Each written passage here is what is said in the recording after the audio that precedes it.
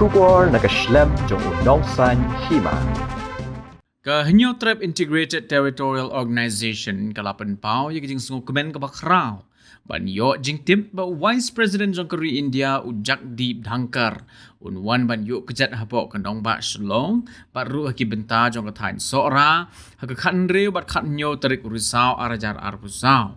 Ban kalian kaseng kalapan kreru deki dur kidar ki ban peni ya ke jinglong jingman ka ba shalandat jong ka Jylla Meghalaya khnang ba utai Vice President jong keri Ïohi amtang ya ke dur ka ba itnat bana jerong jong ka Jylla Meghalaya Henry Ïohi ru wat shaki kendong kenserat ya ke Jingsniewdur bat ke jingdko ka Jylla.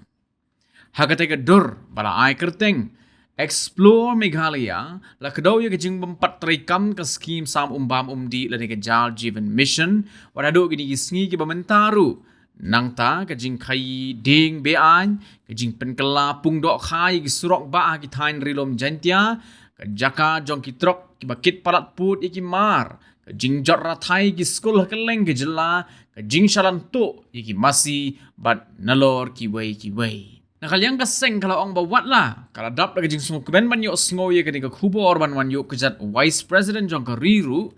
Henry kum kaseng kakwa ba utai uhedo Ïohi ye kejinglong jingman bat kejing bamdon karoi ke par hapok ke Jylla Meghalaya. Henry kebadan kalong satang kejing bamsap bam ngem hambaro kiliang bat kepisa kepala pak ke sorkar Pdiang ru kabalong deki pau kelur tingka ban wanra ye karoi ke par kam ya hap satya bat kikam kiba pentrei ke sorkar Jylla. Nah kalian General Secretary jong ke Hito Shillong City uba baraji jerwa ulang bakaseng kala ai di dur khnang bautei uhedo ke sorkar Ïohi ke jing bamsap hapo kini ke Jylla baru ban Ïohi bakatno ki patba ke Jylla ki shem jinja. From the Hito Integrated Territorial Organization, we are very happy on receiving the information and the news that the Vice President of India, Mr. Jagdeep Dhankar, will be visiting our state tomorrow and thereafter tomorrow, the 16th and 17th. We are very happy to receive you, and we are happy that you will be visiting a few of these places, of these tourist spot places in our state. We are very happy, but we also would like to extend to you our invitation and a brochure to you that you would like to see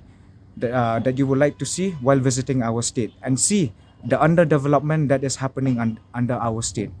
You can look at the different level of corruptions that is happening in our state.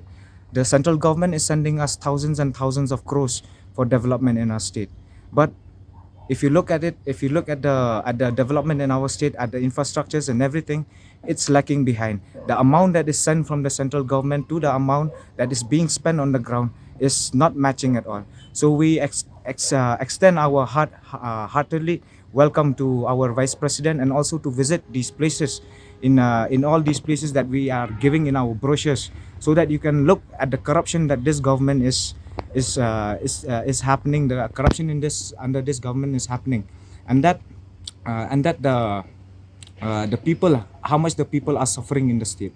So that's all. I would like the Vice President also to look at the brochures of our brochures and visit these places that we have mentioned in our brochures, so that you can have a complete understanding of what is happening in the state of Meghalaya.